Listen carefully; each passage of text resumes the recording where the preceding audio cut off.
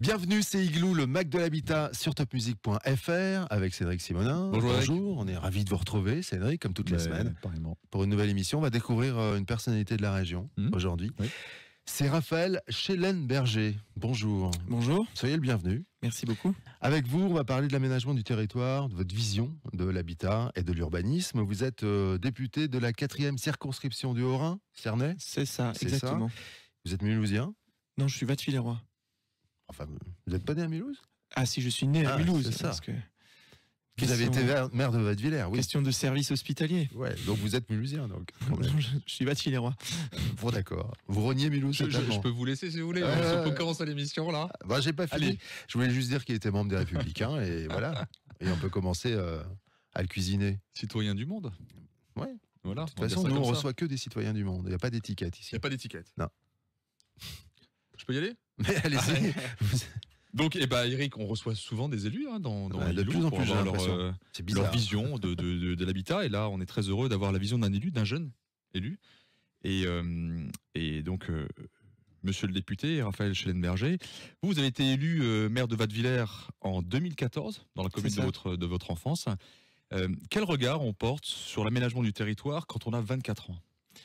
C'est un regard qui est particulier parce que à 24 ans, pour ma part en tout cas, je revenais d'un cursus universitaire à la ville et je reviens à la campagne pour construire ma carrière professionnelle, construire mon engagement. Et c'est vrai que quand on est élu jeune, on a cette particularité-là.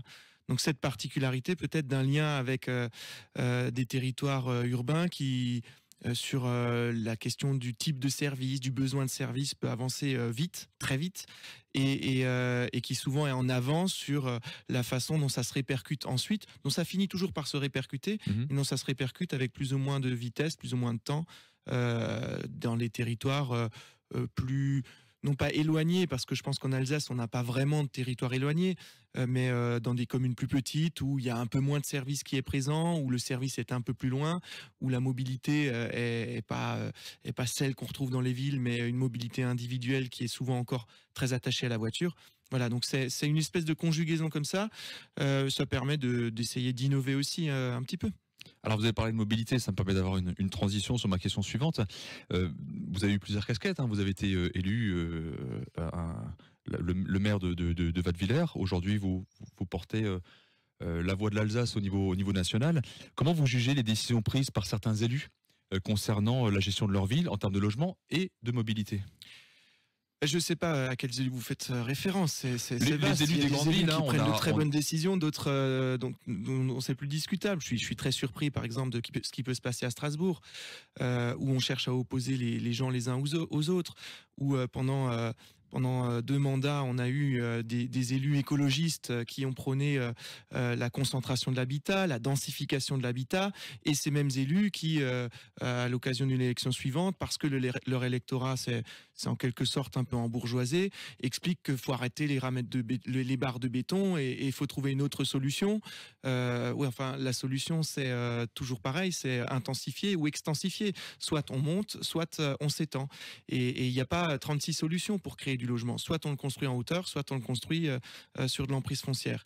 Et finalement, on se rend compte que ce sont des candidats qui sont très bons dans un discours assez populiste, mais quand il s'agit de conjuguer le besoin d'espace, le besoin de construction d'habitat, le besoin de renouvellement des populations, sont complètement inefficients et finissent par mettre des pots de fleurs au milieu de la ville. Je vais pas les défendre, mais les choses évoluent, ils ont le droit de changer d'avis, ils ont le droit de penser autre chose qu'il y a 10 ans. Oui, mais alors il faut expliquer pourquoi on change d'avis. Ils le font. Et quand on explique qu'on change d'avis parce que le béton c'est pas beau, c'est quand même pas très rationnel comme argument. C'est un peu caricatural.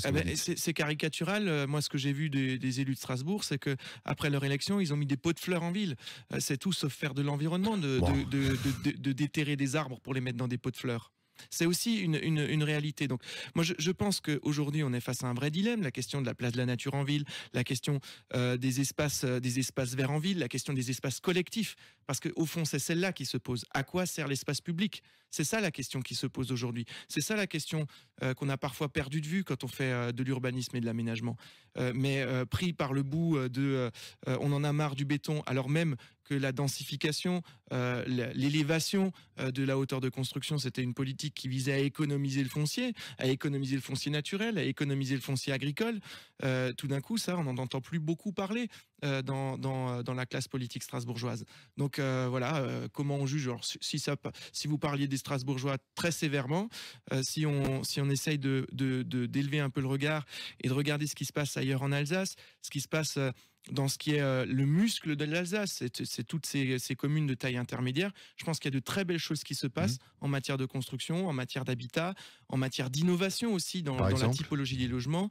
Par exemple, des nouveaux quartiers qui sont plus denses mais très respirants, des quartiers qui se construisent avec de la mixité d'habitat, où on a à la fois de l'habitat individuel et de l'habitat collectif qui se crée, où on a de la place pour les services publics, où on sait créer des espaces publics partagés. Il y a de très belles choses qui se créent dans les territoires alsaciens. Oui, il y a Eric, vous demandiez un exemple, il y a Cernay, qui est un très bon exemple, je trouve. Alors, c'est une commune que vous connaissez bien. Cernay, c'est une commune que je connais très bien. On pourrait en parler. C'est la reconquête de ce qui était une friche complètement abandonnée pour la transformer en un parc qui est aujourd'hui le cœur de la ville.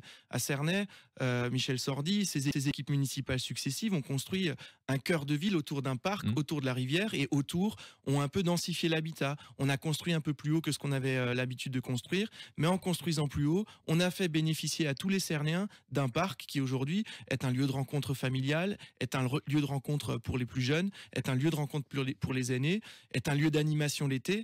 Et c'est vrai que ça redonne du sens à la ville, ça redonne du souffle à la ville, et ça redonne des espaces de rencontre dans la ville. Et Cernay qui est un bon exemple de coopération entre les élus et les acteurs du logement. On a reçu il y a quelque temps dans une émission spéciale Carlos Moreno, qui n'est pas, je le dis toujours, parce que un joueur de football brésilien, parce que Eric était persuadé que c'était un joueur de football brésilien. On a parlé beaucoup de la ville du quart d'heure. Carlos Moreno, on le voit partout. C'est maintenant une star mondiale en la matière. On a la chance de le recevoir.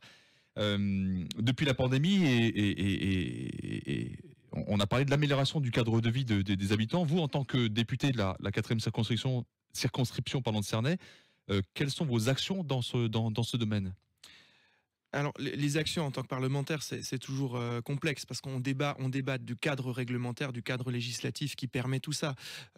Et c'est vrai que je suis pas sûr que les orientations des derniers textes de loi qu'on a votés, je pense notamment à la loi énergie-climat, soient très favorables à cette ville du quart d'heure. Parce que la ville du quart d'heure, c'est d'abord l'idée que chacun peut trouver le plus près possible de chez lui ce dont il a besoin. Il faut quand même avoir conscience que ce dont on a besoin, c'est pas si simple à définir. Qu'on est dans une société où le besoin se précise de plus en plus. Là où il y a 30 ans, le besoin en services médicaux, par exemple, c'était un service d'urgence plutôt généraliste et un médecin généraliste. Aujourd'hui, on a largement technicisé ce besoin. On a des besoins de spécialités toujours plus nombreux. On a des diversités dans la technicité qui sont de plus en plus précises. Et finalement, on a une attente et une exigence que toute la technicité soit à disposition. Et l'enjeu pour nous aujourd'hui, c'est de conjuguer ça. C'est de définir quel est le besoin primaire et urgent qu'on doit avoir à un quart d'heure, qu'on doit avoir en fonction de l'endroit où on habite, peut-être même à moins d'un quart d'heure, en tout cas dans l'immédiate proximité. Et puis, la façon dont la réponse à ce besoin qui est très proche, on peut la trouver aussi un peu plus loin, dans des centres qui sont beaucoup mieux équipés, qui sont plus techniques, qui sont spécialisés. Et c'est cette conjugaison-là qu'il faut qu'on ait. Et je crois que c'est un discours de vérité qu'il faudra qu'on ait aussi. Toutes les spécialités médicales, administratives, même commerciales, on ne pourra pas les trouver chez soi. Moi, j'ai été maire de Wattwiller, commune de 1800 habitants. Je me suis battu en lançant la construction d'un pôle public pour y accueillir des médecins généralistes, un kiné, une épicerie.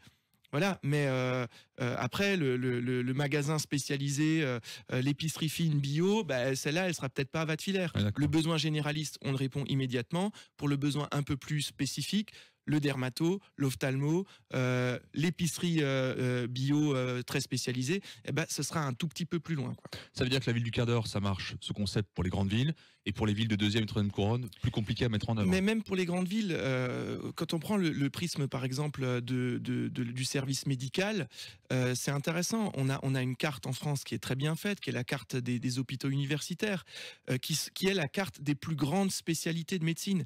Et il y a des choses pour lesquelles on ne trouvera toujours que les plus grands spécialistes qui sont en nombre fini, et augmenter le numerus clausus ne changera rien à ça, dans ces centres-là. Et voilà, Mulhouse, Colmar, il n'y a pas d'hôpital universitaire, il n'y a pas ces spécialités hyper techniques. Elles se trouveront toujours à Strasbourg, ou pour certaines même à Paris, à Lyon ou à Bordeaux, parce que c'est à cet endroit-là qu'on trouve ce spécialiste.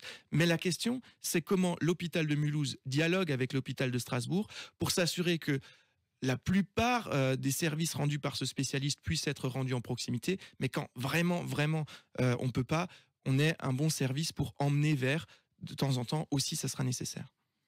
J'ai une dernière question en guise de conclusion. Est-ce que vous pouvez nous donner votre vision de la ville idéale ?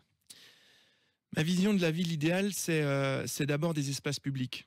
Je suis profondément convaincu qu'il y a une ville alsacienne, que la concentration de l'habitat, ça fait partie de l'identité alsacienne. On n'a pas construit des villages comme ailleurs en France. On a construit des villages resserrés autour de la place du village, autour de cet espace où on se rencontre, autour de cet espace où on échange. Et pour moi, la ville idéale, c'est une ville qui traite correctement ses espaces publics, qui permette un brassage dans les espaces publics et qui permette l'intégration par l'espace public. Et qu'est-ce qu'il faut changer alors aujourd'hui ? Vous êtes député, vous avez des choses à proposer forcément ?